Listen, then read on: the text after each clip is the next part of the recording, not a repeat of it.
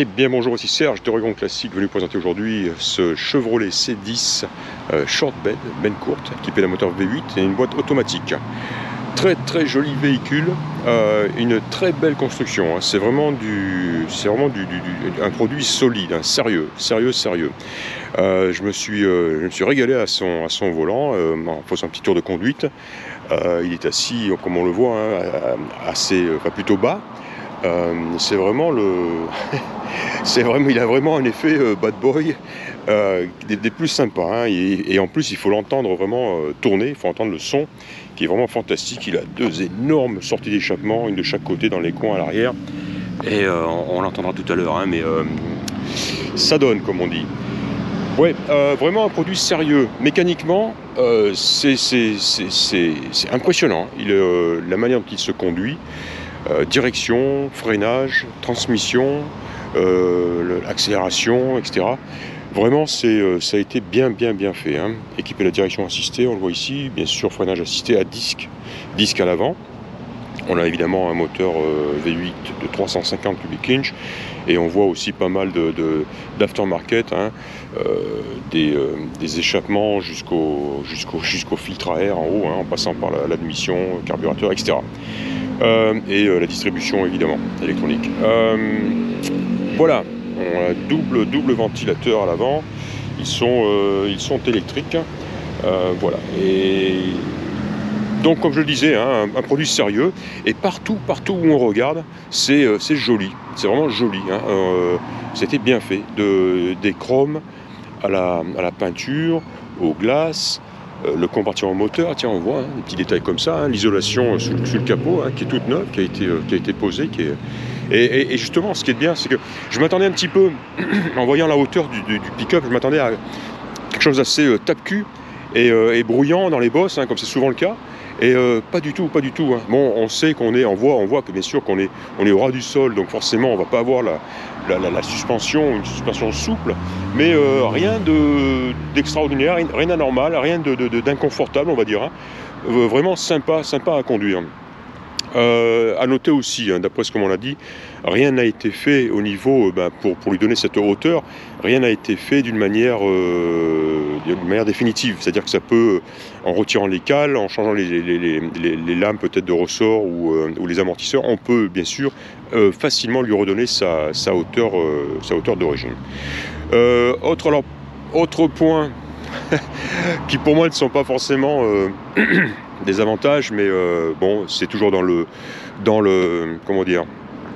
style.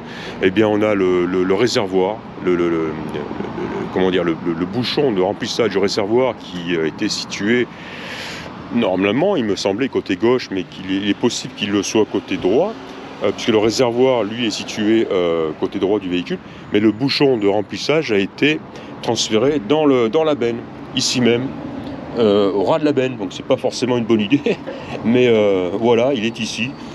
Pas très pratique pour faire le plein déjà, et puis surtout parce que le haut le bouchon est pratiquement à la hauteur du plancher, et un plancher inondé, et puis je vous dis pas ce qui se passe. Alors bien sûr il y a un joint sous le bouchon, mais d'une part il m'a l'air un petit peu vieux, un petit peu fin, mais quand on met le bouchon, il faut vraiment tâcher de le mettre dans une position où on sent une résistance, où on sent que parce que si on continue, il tourne dans le vide de toute façon, hein.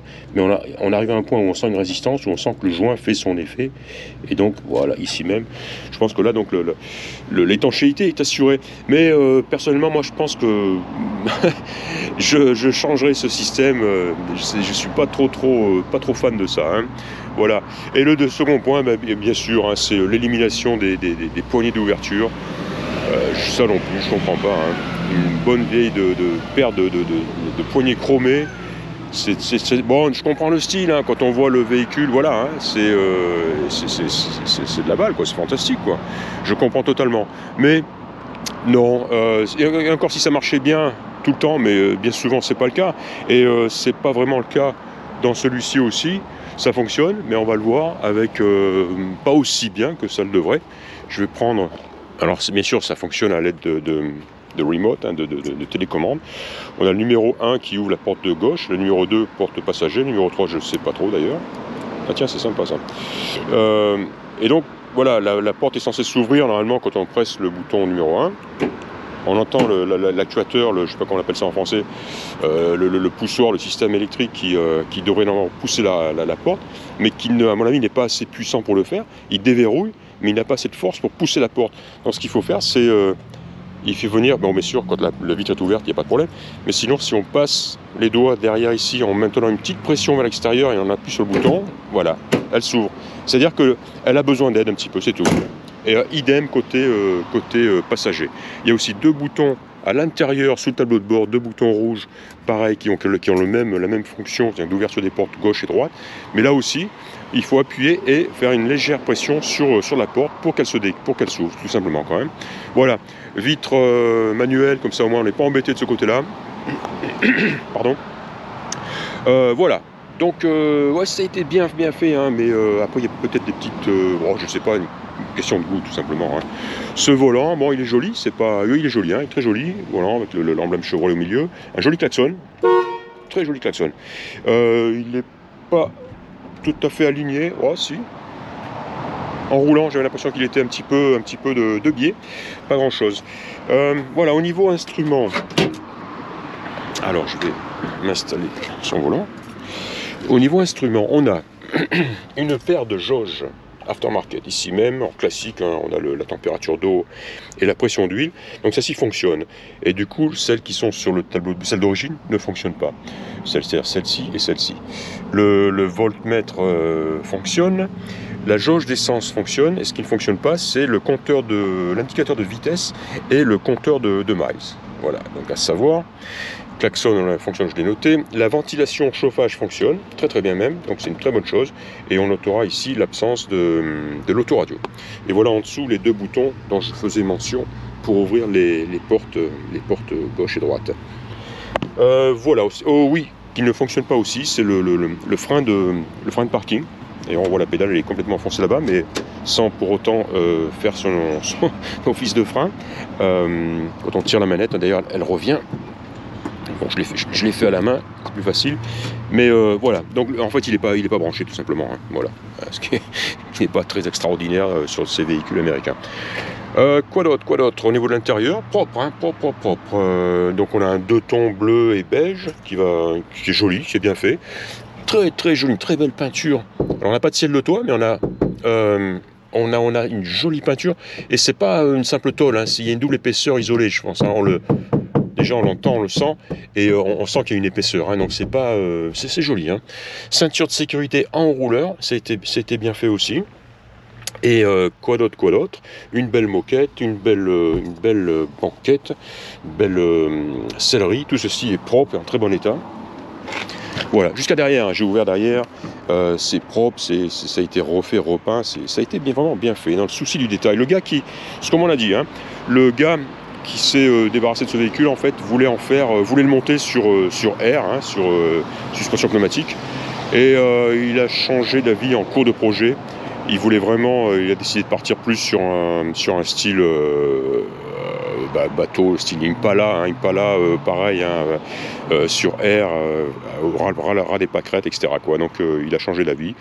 Et voilà, il a pris une Impala d'ailleurs, et puis il a ramené celui-là chez Memorial. Voilà, et bien quoi d'autre, tiens, on va l'entendre, ça vaut le coup.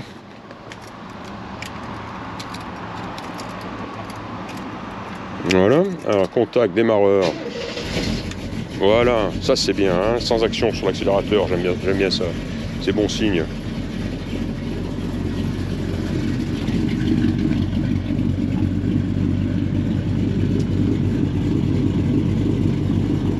Voilà, super sympa, bien sûr il faut l'entendre aussi à l'accélération, hein. Et comme je disais, en ville, le coude à la portière, simplement sur le ralenti moteur, c'est la grande classe. Hein.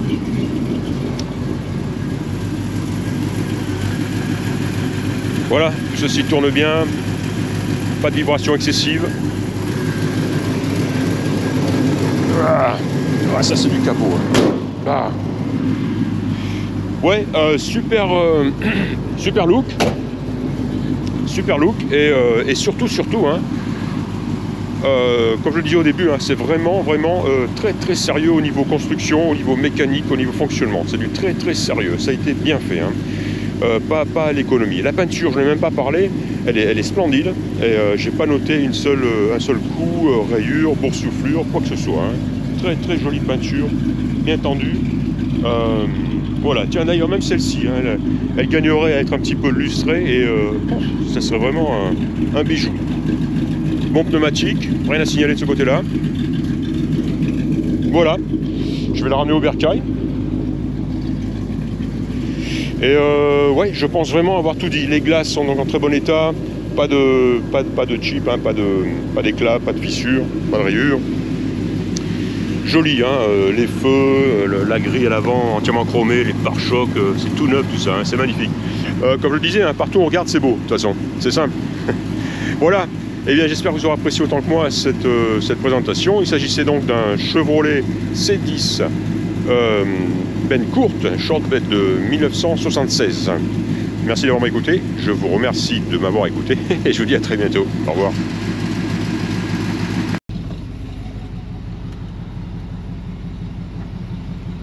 Yo Chris!